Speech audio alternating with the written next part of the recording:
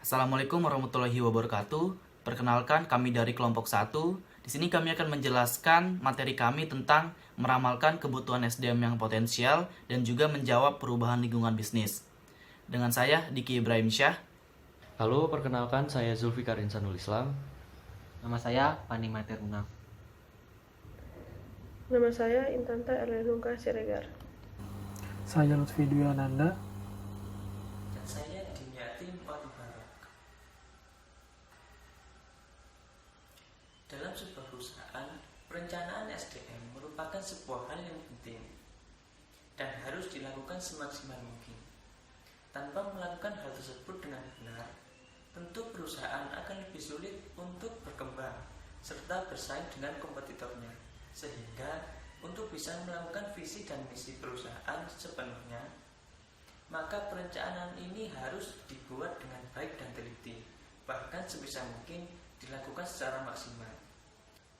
Lalu apa itu perencanaan SDM? Eric Flitter dalam Jackson and Journal tahun 1990 mendefinisikan perencanaan sumber daya manusia sebagai proses manajemen dalam menentukan pergerakan sumber daya manusia dari posisinya saat ini menuju posisi yang diinginkan di masa depan. Dari konsep tersebut, perencanaan sumber daya manusia dipandang sebagai proses linear dengan menggunakan data dan proses masa lalu sebagai pedoman perencanaan di masa depan. Lalu di mana letak forecasting dalam perencanaan SDM? Sering terjadi waktu tenggang antar kesadaran akan peristiwa atau kebutuhan mendatang dengan peristiwa itu sendiri. Adanya waktu tenggang ini merupakan alasan yang utama bagi perencanaan dan peramalan atau forecasting. Jika waktu tenggang 0 atau sangat kecil, maka perencanaan tidak perlu dilakukan. Tetapi sebaliknya, jika waktu tenggang itu panjang dan hasil akhir dari suatu peristiwa tergantung pada faktor-faktor yang dapat diketahui, maka perencanaan dapat memegang peranan yang sangat penting. Dalam situasi seperti ini, maka peramalan atau forecasting sangat diperlukan untuk menetapkan kapan suatu kondisi atau kejadian yang akan terjadi, sehingga tindakan yang tepat harus dilakukan. Dalam hal manajemen dan administrasi, perencanaan merupakan kebutuhan yang sangat penting karena waktu tenggang untuk mengambil keputusan dapat berkisar dari beberapa tahun, beberapa hari, atau mungkin beberapa jam saja. Peramalan atau forecasting merupakan alat bantu yang sangat penting bagi perencanaan yang efektif dan efisien. Dan keberhasilan suatu perusahaan atau organisasi tergantung pada kedua jenis peristiwa tersebut. Peramalan atau forecasting memiliki peranan langsung dalam jenis peristiwa eksternal, sedangkan pengambilan keputusan berperan terhadap peristiwa internal organisasi atau perusahaan. Perencanaan merupakan mata rantai yang memadukan kedua hal tersebut. Selanjutnya, faktor-faktor forecasting dalam perencanaan SDM. Nah, ada 3 faktor yang mempengaruhi untuk dilakukannya forecasting SDM bagi perusahaan, antara lain faktor eksternal, internal, dan juga faktor ketenaga kerjaan. Yang pertama, kita masuk ke faktor eksternal. Nah, faktor eksternal ini yaitu persediaan karyawan berdasarkan analisa pasar, tenaga kerja, serta tren kondisi kependudukan, sehingga ada kerjasama antara penyedia tenaga kerja dengan perusahaan dengan menjamin kuantitas dan kualitas karyawan. Nah, faktor eksternal meliputi yang pertama ada faktor ekonomi nasional dan industri. Nah, faktor ini secara langsung berpengaruh terhadap rencana strategi atau taktik dari sebuah organisasi. Yang kedua ada faktor sosial, politik, dan hukum. Nah, faktor ini yang menempatkan penguasaan bahasa asing, khususnya bahasa Inggris yang semakin penting dalam berkomunikasi, yang telah harus mengharuskan organisasi menjadikan sebagai pertimbangan yang besar pengaruhnya dalam perencanaan SDM. Kemudian yang ketiga adalah faktor teknologi. Perkembangan kemajuan ilmu pengetahuan yang pesat telah diiringi pula dengan dihasilkannya teknologi baru, baik yang berhubungan dengan cara kerja dan peralatan untuk meningkatkan produktivitas dan kualitasnya, untuk memenuhi keinginan dan kebutuhan konsumen. Kemudian yang keempat ada faktor pesaing. Nah, faktor pesaing ini merupakan wujud dari tantangan yang semakin berat dalam dunia bisnis. Kemudian kita masuk ke yang kedua yaitu faktor internal. Nah, faktor internal yaitu menghitung jumlah para karyawan serta mengevaluasi kemampuan mereka sebagai bentuk adanya kemungkinan untuk penugasan para karyawan untuk mengisi lowongan-lowongan pekerjaan yang akan datang. Nah, faktor eksternal ini meliputi yang pertama ada rencana strategik dan rencana operasional. Nah, rencana ini tidak mungkin terwujud tanpa SDM yang relevan dan kompetitif. Maksudnya, suatu organisasi harus mempunyai keahlian dalam organisasinya, sehingga mampu menghasilkan produk secara berkualitas. Nah, peramalan atau prediksi produksi dan penjualan tidak boleh dilakukan secara spekulatif, tetapi harus didasarkan pada data sebelumnya dan survei pasar agar dapat dilakukan perhitungan yang objektif. Kemudian yang kedua ada faktor bisnis baru. Nah, faktor bisnis baru ini maksudnya dengan memperhatikan lingkungan dan kemampuan, menganalisis dan memanfaatkan informasi, selalu terbuka peluang bagi organisasi. Kemudian ketiga ada faktor desain organisasi dan desain pekerjaan. Nah, faktor ini dirancang untuk mewujudkan pekerjaan agar berlangsung secara efektif dan efisien. Kemudian faktor yang terakhir yaitu faktor ketenaga kerjaan. Nah, faktor ketenaga kerjaan adalah untuk meningkatkan kecermatan dalam menyusun perencanaan tenaga kerja atau SDM ke depannya. Nah, faktor ini tuh meliputi seperti pensiun, PHK, meninggal dunia, dan karyawan yang sering absen, sehingga tidak luput dari prediksi manajemen sumber daya manusia dan harus ada penggantinya. Kemudian yang kedua ada promosi, atau kenaikan pangkat, pindah, dan karyawan yang mendapat tugas pelatihan di luar juga harus diperhitungkan, baik dengan cara pergantian maupun rancangan penempatan yang lebih tepat. Selanjutnya, teknik forecasting dalam perencanaan SDM. Terdapat beberapa teknik-teknik forecasting dalam perencanaan SDM, antara lain yaitu 1. Teknik Delphi, 2. Analisis tren, 3. Incrementalisme, 4. Collective opinion, 5. Categorical and cluster forecasting, 6. Modeling, 7. Pendapat lain. 1. Teknik Delphi. Para perencana Departemen Personalia berfungsi sebagai penengah, menyimpulkan berbagai pendapat dan melaporkan kesimpulan-kesimpulan kembali ke para ahli. Kemudian, para ahli melakukan survei lagi setelah mereka menerima umpan balik tersebut. Kegiatan ini diulangi sampai para ahli mencapai konsensus. Yang kedua, analisis tren. Ada dua metode dalam analisis tren forecasting. Yang paling sederhana yaitu 1. Ekstrapolasi, yaitu mendasarkan pada tingkat perubahan di masa lalu untuk membuat proyeksi di akan datang. 2. Indeksi, yaitu kebutuhan karyawan di waktu yang akan datang dengan menandai tingkat perkembangan karyawan secara indeks. Yang ketiga, incrementalisme. Incrementalisme merupakan metode perkiraan yang memproyeksikan perubahan-perubahan garis lurus dalam kebutuhan pegawai berdasarkan fluktuasi anggaran. Yang keempat, collective opinion. Teknik ini meliputi pengumpulan informasi dari berbagai sumber di dalam dan di luar organisasi, dan kemudian mencapai kesepakatan kelompok mengenai penafsiran data tersebut. Yang kelima, categorical and cluster forecasting. Teknik kategori ini memperkirakan kebutuhan lebih lanjut untuk berbagai kelompok kedudukan, dan teknik cluster ini memperkirakan kelompok-kelompok bersama kedudukan tersebut dengan syarat dan tuntutan akan keterampilan umum. Ini sering dipakai dalam organisasi yang besar. 6. Modeling. Metode ini menggunakan sistematis dan komputer di mana para manajer harus menggunakan teknik model untuk memperkirakan permintaan dan penawaran sumber daya manusia. Asumsi ini didasarkan pada keadaan ekonomi, perkembangan teknologi, sistem pendidikan, persaingan para majikan, sifat dasar pasar tenaga kerja, sistem kompensasi, jumlah lowongan, dan praktek rekrutmen. Yang ketujuh, pendapat lain. Yang pertama, ada anggaran dan analisis perencanaan. Secara umum, adanya anggaran dan rencana untuk jangka pendek maupun jangka panjang dengan memberikan otoritas pada karyawan.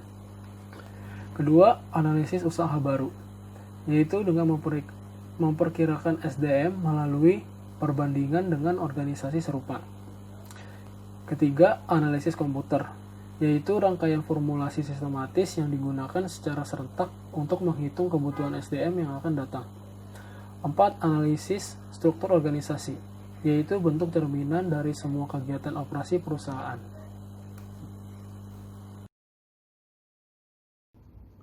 Selanjutnya saya akan menjelaskan tentang Sistem perencanaan sumber daya manusia. Sistem perencanaan sumber daya manusia pada dasarnya meliputi perkiraan atau estimasi akan permintaan dan kebutuhan dengan penawaran dan penyediaan sumber daya manusia yang ada. Perencanaan sumber daya manusia dapat dilakukan dengan efektif dan efisien saat data-data yang dapat menjadi dasar perencanaan atau perkiraan terpenuhi dengan baik, seperti data-data tentang job analisis, organisasi itu sendiri, dan situasi persediaan sumber daya manusia. Estimasi sumber daya manusia ini dapat dibagi menjadi dua, yaitu yang pertama, estimasi supply internal. Estimasi supply internal dilakukan untuk mengetahui sumber daya manusia yang tersedia dalam sebuah organisasi dan kemampuan setiap individunya, yaitu dengan menghitung karyawan yang ada serta mengevaluasi dan mengaudit kemampuan-kemampuan mereka. Kemudian, estimasi supply eksternal. Kebutuhan sumber daya manusia yang harus dipenuhi dari sumber supply eksternal dapat diperoleh dengan menganalisis labor markets atau pasar tenaga kerja.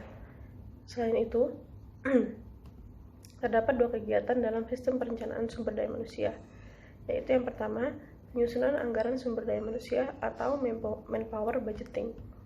Manpower budgeting dilakukan untuk mendapat gambaran mengenai kebutuhan tenaga kerja. Penyusunan anggaran tenaga kerja ini disebut pula dengan penyusunan formasi. Dalam menyusun formasi, ada beberapa hal yang perlu diperhatikan. Yang pertama yaitu dasar penyusunan formasi. Penyusunan formasi harus didasarkan pada jenis pekerjaan, sifat pekerjaan, perkiraan beban kerja, perkiraan kapasitas pegawai, jenjang dan jumlah jabatan yang tersedia, dan alat yang diperlukan dalam pelaksanaannya. Yang kedua ada sistem penyusunan formasi. Sistem penyusunan formasi dapat dilakukan dengan dua sistem, yaitu yang pertama sistem sama dan sistem ruang lingkup. Sistem sama merupakan sistem yang menentukan jumlah dan kualitas pegawai yang sama bagi semua satuan organisasi, tanpa membedakan besar kecilnya beban kerja. Sedangkan sistem ruang lingkup merupakan pegawai berdasarkan jenis, sifat, dan beban kerja yang dibebankan pada suatu organisasi. Yang ketiga, analisis kebutuhan tenaga kerja. Analisis untuk memenuhi jumlah dan kualitas pegawai yang diperlukan dalam suatu unit organisasi. Tujuannya agar setiap pegawai semua unit organisasi mendapatkan pekerjaan yang sesuai dengan tugas dan wewenang tanggung jawabnya. Yang keempat, anggaran belanja pegawai. Dalam menentukan anggaran belanja pegawai ini perlu didasarkan dengan skala prioritas bagian-bagian yang sangat penting untuk terlebih dahulu dilaksanakan oleh perusahaan itu. Lalu yang kedua adalah penyusun program tenaga kerja atau manpower programming. Nah, manpower programming ini merupakan kegiatan untuk mengisi formasi yang tadi di manpower budgeting. Nah, menyusun program tenaga kerja ini meliputi yang pertama perekrutan. Tahap ini adalah tahap di mana dilakukannya pencarian pada tenaga kerja atau SDM yang potensial untuk memenuhi kebutuhan dari organisasi itu sendiri. Yang kedua, seleksi. Tahap ini termasuk proses wawancara dan evaluasi terhadap kemampuan calon SDM. Apakah sesuai dengan yang dibutuhkan perusahaan atau tidak. Yang ketiga, memilih dan memperkerjakan. Setelah seleksi tadi, perusahaan memilih dan memperkerjakan calon SDM yang sesuai kebutuhannya dengan perusahaan. Lalu setelah itu pelatihan dan pengembangan. Setelah mendapatkan tenaga kerja yang cocok tadi, kemudian dilakukan pelatihan serta pengembangan kemampuan agar tenaga kerja yang baru bisa menyesuaikan diri dengan iklim dan tempo kerja perusahaan. Selain itu, organisasi modern juga dituntut untuk menyediakan kesempatan pengembangan bagi karyawan. Untuk mencapai hasil yang maksimal, suatu organisasi harus mengerti kaitan antara pengembangan, pelatihan, dan karir. Yang terakhir, pemberhentian. Pemberhentian adalah memutuskan hubungan kerja antara suatu badan usaha atau organisasi dengan seseorang atau beberapa orang pegawai karena suatu sebab tertentu. Selanjutnya, saya akan menjelaskan tentang perubahan lingkungan bisnis. Perubahan lingkungan bisnis akan terjadi setiap saat, umumnya berupa gerak perubahan dari salah satu atau gabungan faktor-faktor lingkungan luar perusahaan, baik pada skala nasional, regional, maupun global. Sebagian dari dampak yang mereka timbulkan banyak terbukti telah mempengaruhi datangnya berbagai kesempatan usaha atau business opportunities. Ada 5 langkah yang harus diperhatikan oleh perusahaan dalam menghadapi perubahan-perubahan ini, yaitu yang pertama, meningkatkan kualitas sumber daya manusia. Dengan meningkatkan kualitas sumber daya manusia, bisnis yang dijalankan bisa survive atau selamat dari persaingan yang sangat ketat dengan cara memberikan pelatihan, pengetahuan tentang teknologi saat ini. Yang kedua yaitu responsif. responsif atau cepat tanggap terhadap perubahan yang terjadi, seperti ketelitian dalam melihat peluang baru, kecepatan dalam menangani keluhan konsumen, serta tanggap terhadap apapun yang terjadi di dunia luar. Yang ketiga, upgrade teknologi. Karena perkembangan dan pertumbuhan teknologi yang sangat cepat, maka kita harus bisa mengembangkan teknologi yang mendukung usaha kita, mungkin dengan cara mengganti teknologi yang lama dengan teknologi yang baru, sehingga dapat menghasilkan produk yang lebih berkualitas untuk dapat bersaing dengan kompetitor lainnya. Yang keempat, meningkatkan akses informasi. Informasi merupakan sesuatu yang penting saat ini, sehingga kita harus bisa mengembangkan dan memahami sumber informasi yang kita dapat. Dengan mengembangkan sumber informasi, maka pengetahuan dan wawasan kita juga ikut bertambah. Yang terakhir yaitu evaluasi pencapaian target. Jika kita menjalani suatu bisnis, maka diperlukan adanya evaluasi untuk mengetahui bagaimana perkembangan bisnis yang sudah kita jalani selama ini, dan mengevaluasi apakah yang kita lakukan sudah benar, sudah baik, atau belum. Saya akan menjelaskan tentang perencanaan suksesi sumber daya manusia. Yang pertama adalah fase dalam suksesi perencanaan sumber daya manusia. Strategic planning bertujuan untuk mempertahankan kelangsungan organisasi dalam lingkungan persaingan. Selanjutnya, operational planning menunjukkan demand terhadap sumber daya manusia. Dan yang ketiga, human resources planning digunakan untuk memprediksi kualitas sumber daya manusia. Untuk selanjutnya, manfaat perencanaan pengembangan sumber daya manusia di masa depan. Pimpinan yang secara teratur melakukan proses pengembangan strategi sumber daya manusia pada organisasinya akan memperoleh manfaat berupa distinctive capability dalam beberapa hal dibandingkan dengan mereka yang tidak melakukan. Manfaat perencanaan tersebut di bidang strategis atau yang bersifat strategis. Yang pertama, kemampuan mendefinisikan kesempatan maupun ancaman bagi sumber daya manusia dalam mencapai tujuan bisnis. Yang kedua, dapat memicu pemikiran baru dalam memandang isu-isu sumber daya manusia dengan orientasi dan mendidik partisipan serta menyajikan perluasan perspektif. Yang ketiga, menguji komitmen manajemen terhadap tindakan yang dilakukan sehingga dapat menciptakan proses bagi alokasi sumber daya program-program spesifik dan aktivitas. Dan yang keempat adalah mengembangkan sense of urgency dan komitmen untuk bertindak. Selanjutnya, manfaat yang bersifat operasional. Yang pertama, meningkatkan pendayagunaan sumber daya manusia guna memberi kontribusi terbaik. Yang kedua, penghematan tenaga, biaya, waktu yang diperlukan sehingga dapat meningkatkan efisiensi guna kesejahteraan pegawai atau karyawan. Yang ketiga, menyelaraskan aktivitas sumber daya manusia dengan sasaran organisasi agar setiap pegawai atau tenaga kerja dapat mengoptimalkan potensi dan keterampilan guna meningkatkan kinerja organisasi. Untuk selanjutnya, tahapan suksesi perencanaan sumber daya manusia. Perencanaan sumber daya manusia yang tepat membutuhkan langkah-langkah tertentu berkaitan dengan aktivitas perencanaan sumber daya manusia menuju organisasi modern. Tahapan suksesi tersebut meliputi yang pertama, pengumpulan dan analisis data untuk meramalkan permintaan maupun persediaan sumber daya manusia yang diekspektasikan bagi perencanaan bisnis masa depan. Yang kedua, mengembangkan tujuan perencanaan sumber daya manusia.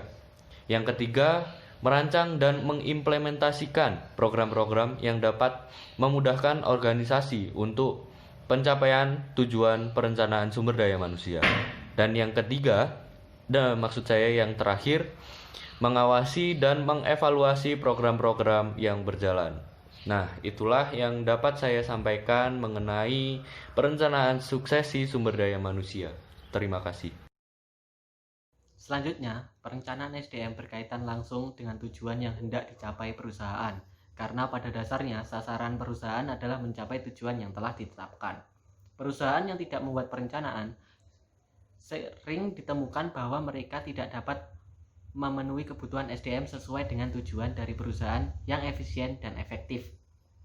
Produktivitas dari suatu perusahaan akan meningkat apabila SDM Yang ada pada perusahaan tersebut merupakan orang-orang yang sudah direncanakan dan disesuaikan dengan kebutuhan dari perusahaan tersebut. Sebagai contoh, orang-orang perusahaan dapat bekerja sesuai dengan keinginan atau kebutuhan perusahaan, tidak lagi dengan mencoba sesuatu yang tidak jelas arahnya, sehingga akan merugikan perusahaan. Oleh sebab itu, perusahaan harus segera menerapkan perencanaan terhadap SDM. Melalui perencanaan dapat mempermudah setiap upaya untuk mencapai tujuan perusahaan, karena sejak penyusunan hingga pelaksanaannya perlu melibatkan semua pihak. Dengan cara mempertimbangkan segala faktor yang ada di perusahaan dan mencocokkan dengan tujuan yang akan dicapai, dapat disimpulkan dengan melalui rencana SDM yang dibuat dengan baik, maka tujuan perusahaan akan tercapai. Sekian presentasi dari kelompok kami. Wassalamualaikum warahmatullahi wabarakatuh.